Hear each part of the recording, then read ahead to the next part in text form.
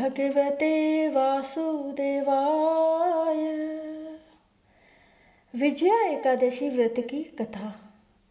युधिष्ठिर ने पूछा, हे वासुदेव, फाल्गुन के कृष्ण पक्ष में किस नाम की एकादशी होती है और उसका व्रत करने की विधि क्या है? कृपा करके बताइए। भगवान श्री कृष्ण बोले, युधिष्ठिर, एक बार नारद जी ने ब्रह्मा जी से फाल्गुन के कृष्ण पक्ष की विजया एकादशी के व्रत से होने वाले पुण्य के बारे में पूछा था तथा ब्रह्मा जी ने इस व्रत के बारे में उन्हें जो कथा और विधि बताई थी उसे सुनो। ब्रह्मा जी ने कहा, नारद, यह व्रत बहुत ही प्राचीन, पवित्र और पापनाशक है।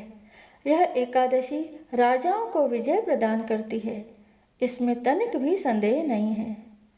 त्रेता युग में मर्यादा पुरुषोत्तम श्री रामचंद्र जी जब लंका पर चढ़ाई करने के लिए समुद्र के किनारे पहुंचे, तब उन्हें समुद्र को पार करने का कोई उपाय नहीं सूझ रहा था।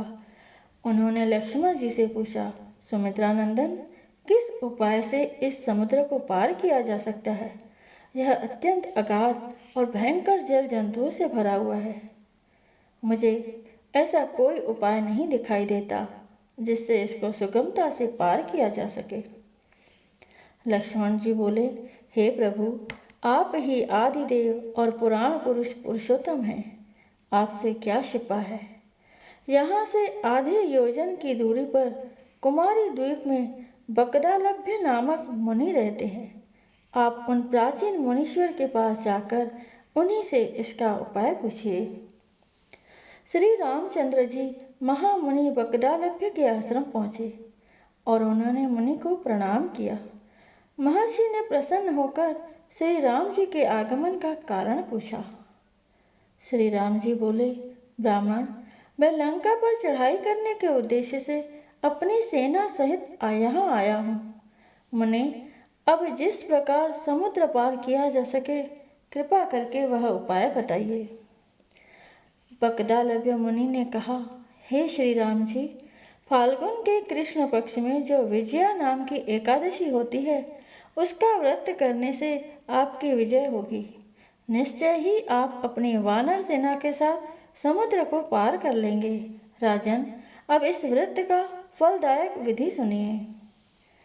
दशमी के दिन सोने, चांदी, तांबे अथवा मिट्टी का एक कलश स्थापित कर उस कलश को जल से भर कर उसमें पल्लव डाल दें। उसके ऊपर भगवान नारायण के स्वर्णमय विग्रह की स्थापना करें। फिर एकादशी के दिन प्रातःकाल स्नान करें। कलश को पुनः स्थापित करें। माला, चंदन, सुपारी तथा नारियल आदि के द्वारा विशेष रूप से उसका पूजन करें। कलश के ऊपर सप्त धान्य और जौ रखें। गंध, धूप, दीप और भांति भांति के नैवेद्य से पूजन करें। कलश के सामने बैठकर उत्तम कथा, वार्ता आदि के द्वारा सारा दिन व्यतीत करें और रात में भी वहाँ जागरण करें। अखंड व्रत की सिद्धि के लिए घी का दीपक जलाएं। फिर द्वादशी के दिन सूर्योदय होने पर उस कलश को किसी जलाशय के समीप, नदी, झरने या पोखर के तट पर स्थापित करें और उसकी विधिवत पूजा करके देव प्रतिमा सहित उस कलश को वेद वेता ब्राह्मण के लिए दान कर दें। कलश के साथ ही और भी बड़े बड़े दान देने चाहिए। श्री राम, आप अपने सेनापतियों के साथ इस विधि से प्रयत्नपूर्वक विजया एकादशी का व्रत कीजिए, इससे आपकी विजय होगी। ब्रह्मा जी कहते हैं, नारद, यह सुनकर श्री रामचंद्र जी ने मुनि के कथनानुसार उस समय विजया एकादशी का व्रत किया। उस व्रत के करने से श्री रामचंद्र जी विजयी हुए। उन्होंने संग्राम में रावण को मारा, लंका पर विजय पाई और सीता को प्राप्त किया। बेटा, जो मनुष्य इस विधि से व्रत करते हैं, उन्हें इस लोक में विजय प्राप्त होती है और उनका परलोक भी अक्षय बना रहता है।